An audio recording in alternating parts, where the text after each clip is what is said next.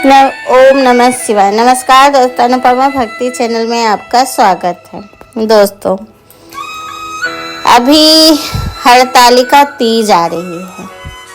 भाद्रपद के शुक्ल पक्ष तृतीया को यह तीज मनाया जाता है। इस दिन ये विशेषकर बिहार और झारखंड में ज़्यादा मनाई जाती है।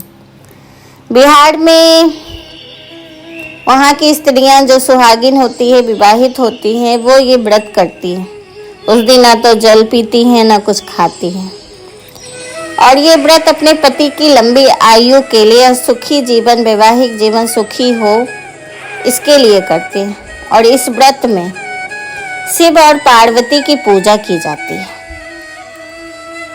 भगवान शिव और माता पार्वती के अटूट रिश्ते को ध्यान में रखकर ये व्रत किया जाता है। इस दिन महिलाएं 16 श्रृंगार करके पूजा अर्चना करती हैं। वो अखंड सौभाग्य का आशीर्वाद प्राप्त करती है। हरतालिका तीज की कथा सुनती है। तो आज हम आप लोग के सामने भगवान शिव और माता पार्वती के आशीर्वाद प्राप्त करने के लिए और सुख शांति और समृद्धि में वृद्धि हो, इसके लिए कथा सुना रही हूँ। आप किसी पंडित से भी ये कथा सुन सकते हैं। अगर पंडित नहीं है तो आजकल तो मोबाइल का ज़माना है, यूट्यूब पे आप डालकर सुन सकते हैं। तो जिनके दिव्य केशों पर आग के फूलों की माला शोभा देती है, और जिन भगवान शंकर के मस्तक पर चंद्र और गले में मुंडों की माला पड़ी हुई है, जो माता पार्वती दिव्य वस्त्रों से तथा भगवान शंकर दिगंबर वेश धारण किए हैं, उन दोनों भगवानी शंकर को नमस्कार करता हूँ और मैं ये कथा आरंभ करता हूँ। कैलाश पर्वत के सुंदर शिखर पर माता पार्वती ने महादेव से पूछा, हे माहेश्वर, मुझसे आप यह गुप्त से गुप्त बातें बताएं जो सभी के लिए सरल और महान फल देने वाली है। हे नाथ, यदि आप मुझसे प्रसन्न हैं तो आप मुझे दर्शन दें। हे जगन्नाथ, आप यदि मध्य और अंत रहित हैं तो आपकी माया का कोई पार नहीं। आपको मैंने किस भांति प्राप्त किया है? कौन से व्रत, तप या दान के पुण्य फल से आप मुझको वर रूप में मिले हैं, ये बताइए। महादेव जी बोले, हे देवी, मैंने आपके सामने उस व्रत के बारे में कहता हूँ जो परम गुप्त है। जैसे तारागणों में चंद्रमा और ग्रहों में सूर्य, वर्णों में ब्राह्मण, देवताओं में गंगा और पुराणों में महाभारत, वेदों में साम और इंद्रों में मन श्रेष्ठ है, वैसे ही पुराण और वेद सब में इसका वर्णन आया है, जिसके प्रभाव से तुमको मेरा आधा आसन प्राप्त हुआ है। हे प्रिय, उसी का मैं तुम्हें वर्णन करता हूँ। सुनो, भादो मास के शुक्ल पक्ष की हस्त नक्षत्र के दिन इस व्रत का अनुष्ठान मात्र करने से सभी पाप का नाश हो जाता है। तुमने पहले हिमालय पर्वत पर इसी महान व्रत को किया था और जो मैं तुम्हें सुनाता हूँ। पार्वती बोली, हे प्रभु, इस व्रत को मैंने किस लिए किया था, यह मुझे सुनने की इच्छा है, सो कृपा करके कहे। शंकर जी बोले, आर्यवर्त में हिमालय नाम का एक महान पर्वत है, जहाँ अनेक प्रकार की भूमि अनेक प्रकार के वृक्षों से सुशोभित है, जो सदैव बर्फ से ढके हुए तथा गंगा की कलकल ध्वनि से शब्दमान रहता है। हे पार्वती, तुमने बाल्यकाल में उसी स्थान पर तप किया था और 12 वर्ष के महीने में जल में रहकर तथा वैशाख मास में अग्नि में प्रवेश करके तप किया। सावन के महीने में बाहर खुले में निवास कर अन्न त्याग कर करती रही तप। आसन देकर सम्मान सहित बिठाया। तुम्हारे पिता हिमालय ने देवर्षि को अर्धपाद आसन देकर सम्मान सहित बिठाया और कहा, हे मुनीश्वर, आपके हाथ तक आने का कष्ट कैसे किया, कहे क्या आज्ञा है। नारद जी बोले, हे गिरिराज, मैं विष्णु भगवान का भेजा हुआ यहाँ आया हूँ। तुम मेरी बात सुनो। आप अपनी कन्या को उत्तम वर को दान करें। ब्रह्मा, इंद्र, शिवादि देवताओं में विष्णु भगवान के सामने अन्य कोई भी उत्तम नहीं है, इसलिए मैंने मत से आपको अपनी कन्या का दान भगवान विष्णु से कर दे।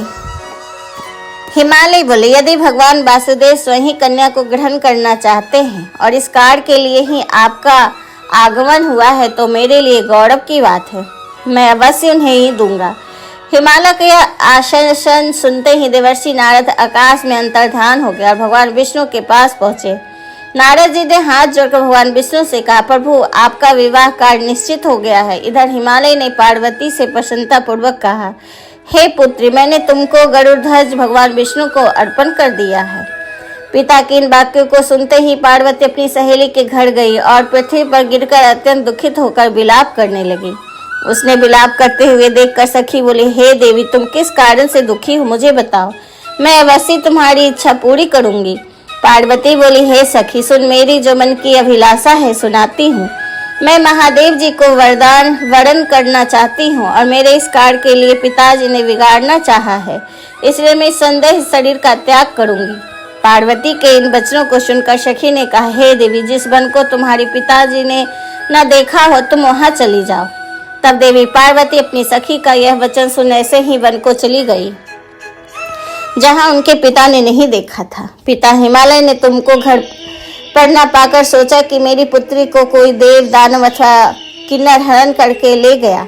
मैंने नारद जी को वचन दिया था कि मैं पुत्री का भगवान विष्णु के साथ वरण करूंगा। हाय, अब मैं कैसे पूरा होगा। ऐसा सोचकर वे बहुत चिंतातुर हो मूर्छित हो गए। तब सब लोग हाहाकार करते हुए दौड़े। मूर्छा दूर होने पर गिरिराज से बोले कि हमें आप अपनी मूर्छा का कारण बताओ। हिमालय बोले, मैं दुखी का कारण यह है कि मेरी रत्न रूपी कन्या को कोई हरण करके ले गया, सबसे काट लिया, किसी सिंह ने मार डाला है, वह न जाने कहाँ चली गई या उसे किसी राक्षस ने मार डाला। इस प्रकार का कर गिरिराज दुखित होकर ऐसे कांपने लगे जैसे तीव्र वायु के चलने पर कोई वृक्ष कांपता है। तत्पश्चात हे पार्वती, तुम्हें गिरिराज साथियों सहित घने जंगल में ढूंढने निकले। तुम भी सखी के साथ भयानक जंगल में घूमते हुए बन के एक नदी के तट पर एक गुफा में पहुंचे। उस गुफा में तुम अपनी सखियों के साथ प्रवेश कर गए। वहां तुम अन्न जल का त्याग करके बालू का लिंग बनाकर मेरी आराधना करती रही। उस समय भाद्रपद मास की हस्त नक्षत्र युक्त तृतीया के दिन तुम मेरे विधि विधान से पूजन किया तथा रात्रि को गीत गायन करते हुए जागरण किया। तुम्हारे उस महाव्रत के प्रभाव से मेरा आसन डोलने लगा। मैं उसी स्थान पर आ गया जहां तुम और तुम्हारी सखी दोनों थी। मैंने आकर तुमसे कहा कि हे वरदाने, मैं तुमसे प्रसन्न हूँ, फिर तुम मुझसे वरदान मांगो। तब तुमने कहा कि हे देव, यदि आप मुझसे प्रसन्न हैं तो आप महादेव जी ही मेरे पति हो। मैं तथास्तु ऐसा कहकर कैलाश पर्वत पर चला गया और तुमने प्रभात होती ही मेरे उस बालू की प्रतिमा को नदी में विसर्जित कर दिया।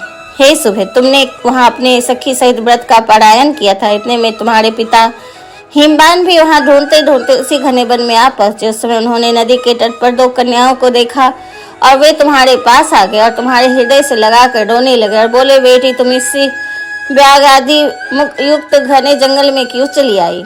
तुमने कहा, हे पिताजी, मैंने पहले ही अपने शरीर शंकर को समर्पित कर दिया था, लेकिन आपने नारद जी को कुछ और बोल दिया, इसलिए मैं महल से वन चली आई। ऐसा सुनकर हिमालय ने तुमसे कहा कि वे तुम्हारी इच्छा के विरुद्ध यह कार्य नहीं करूंगा। तब से तुम उनके घर को आ गए और उन्होंने तुम्हारा विवाह मेरे साथ कर दिया। हे प्रिय, उसी व्रत के प्रभाव से तुम्हारा मेरा अर्धासन प्राप्त हुआ। इस व्रतराज को मैंने अभी तक किसी के सम्मुख वर्णन नहीं किया है। हे देवी, अब मैं तुम्हें यह बताता हूँ कि इस व्रत का यह नाम क्यों पड़ा। तुमको सखी हरण करके ले गई थी, इसलिए हरतालिका नाम पड़ा।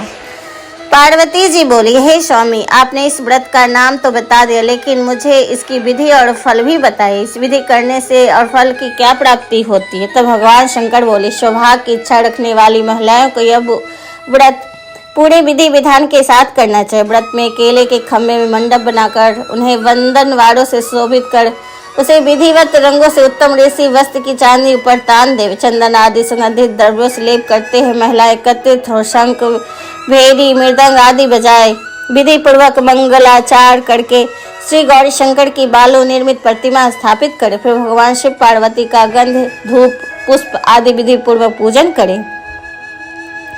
अनेकों नैवेद्यों का भोग लगावे और रात्रि को जागरण करे। नारियल, सुपारी, जमवाड़ी, नीम, लौंग, नाड़ा, नारंगी आदि ऋतु फल तथा फूलों को एकत्रित करके धूप दीप आदि से पूजन करके कहे, हे कल्याण स्वरूप शिव, हे मंगल रूप शिव, हे मंगल रूप महेश्वरी, हे शिवे, सब कामनाओं को देने वाली देवी, कल्याण रूपे तुम्हें नमस्कार है। कल्याण स्वरूप माता पार्वती, हम तुम्हें नमस्कार करते। भगवान शंकर जी को सदैव नमस्कार करते। हे ब्रह्म रूपनी जगत को पालन करने वाली माँ, आपको नमस्कार है। हे सिंहवाहिनी, मैं संसारिक भय से व्याकुल, तुम मेरी रक्षा करो। हे महेश्वरी, मैंने इसी अभिलाषा से आपका पूजन किया है। हे पार्वती माता, आप मेरे ऊपर प्रसन्न होकर मुझे सुख और सौभाग्य प्रदान कीजिए। इस प्रकार के शब्दों द्वारा उमा सहित शंकर जी का पूजन करें। विधि पूर्वक कथा सुनकर गो वस्त्र आभूषण आदि ब्राह्मणों को दान करें। इस प्रकार से व्रत करने वाले के सब पाप नष्ट हो जाते हैं, उनका सौभाग्य आरोग्य होता है। हरतालिका तीज का व्रत जब हम करते हैं तो उस दिन कुछ भी नहीं खाना चाहिए, ऐसी मान्यता है। अगर हम कहते हैं कि अगर आप ये खा लेते हैं इस तरह की चीजें जो कि व्रत रखे, उस दिन एकदम निर्जला रहना होता। पहले की महिलाएं रहती थी, हालांकि आज की महिलाएं नहीं रह पाती हैं और वो खा ही लेती हैं और खा भी लेना चाहिए। कोई भी व्रत निर्जला नहीं होता, पर पहले की महिलाएं करती थी और उन लोग का मानना था कि दूध का सेवन अगर कर लेते तो सर्प योनि में जन्म होता है। फल का सेवन खाने से उनका बानर में जन्म होता था, और अगर जल का सेवन कर लेते थे तो मछली में जन्म होता था। ऐसी मान्यता है कि इन दिनों व्रत महिलाएं जिस तरह का भोजन या अन्य कोई पदार्थ ग्रहण कर लेती है, जो अन्न की प्रकृति के अनुसार उसका अगला जन्म उसी योनि में हो जाता है। इसलिए व्रत को तोड़ा नहीं जाता। उस दिन महिलाएं को रात भर जागना जरूरी होता है और 8 पहर पूजा भी करनी होती है। यह मान्यता है, यह अंधविश्वास। इसके बारे में तो हम नहीं कह सकते, पर जो महिलाएं सो जाती है उसे अजगर या मगरमच्छ की योनि प्राप्त होती है, ऐसा माना जाता है। कुंवारी या विवाहित महिलाएं इस व्रत को रखना प्रारंभ कर दे तो उसका जीवन भर यह व्रत रखना ही होता है। बीमारी होने पर दूसरी महिला या पति इस व्रत को रख सकते हैं। इस व्रत में किसी प्रकार के अन्न जल ग्रहण नहीं किया जाता है। अगले दिन सुबह पूजा के बाद जल पीकर व्रत खोलने का विधान है। भोजन या अन्य कोई पदार्थ आप उस दिन जब आप व्रत कर रही हैं तो बिल्कुल ग्रहण ना करें, ऐसी मान्यता है। कहते हैं हरतालिका तीज का जब व्रत खोला जाता है तो खीरा को खाकर ही व्रत तोड़ना चाहिए। सबसे पहले खीरा खाएं, उसके बाद पानी पीकर व्रत तोड़ना चाहिए। उसके बाद कुछ भी आप अपने डाइट के अनुसार ले सकते हैं, पर हरतालिका तीज का जो व्रत है खीरा खाकर ही तोड़ा जाता है, ऐसी मान्यता है। बाकी अपने स्वास्थ्य के अनुसार जो चाहे वो ले सकते हैं, खा सकते हैं। हरतालिका के दिन महिलाएं 16 श्रृंगार करती हैं। चूड़ी बिंदी सब कुछ नया होता है, बिल्कुल आखिर, यहाँ तक कि साड़ी कपड़े भी। उस दिन एक पर्व का त्योहार जैसा हो जाता है। कहते हैं कि साल भर महिलाएं कपड़ा नहीं लेती है, लेकिन तीज के नाम पर महिलाएं कपड़ा जरूर खरीदती हैं। और ऐसा बिहार में विधान भी है कि सास अपनी बहू को साड़ी देती हैं तीज करने के लिए, पहनने के लिए 16 श्रृंगार का सामान देती है, क्योंकि उनके बेटे के सुहाग बढ़ाने के लिए, आयु बढ़ाने के लिए और अपनी सुहाग की आयु बढ़े इसके लिए पूजा करती। इसलिए कुछ जगहों पे तो फल फ्रूट सरगी भी भेजी जाती है, अपनी अपनी मान्यता है। तो आपको आज का वीडियो कैसा लगा हमें ज़रूर बताइएगा। तीज में अब बहुत से लोगों ने सूट भी पहनना शुरू कर दिया है, कुछ भी नया हो पहन लेते हैं, लेकिन इसमें लाल साड़ी का ज़्यादा महत्व है। कहते हैं तीज में सब कुछ लाल होना चाहिए। माता पार्वती को लाल रंग पसंद है, इसलिए लाल चूड़ी, लाल बिंदी, लाल साड़ी, खासकर तीज इसी चीज़ के लिए, सुहाग की निशानी लाल होती है, तो इसलिए लाल पीला ही पहनना चाहिए। तो आपको ये जानकारी कैसी लगी हमें ज़रूर बताइएगा। अगर ये सुनने में आपको अच्छा लगा तो प्लीज़ हमें लाइक सब्सक्राइब कीजिए, और मेरी वीडियो सुनने के लिए आपका बहुत बहुत धन्यवाद। नमस्कार।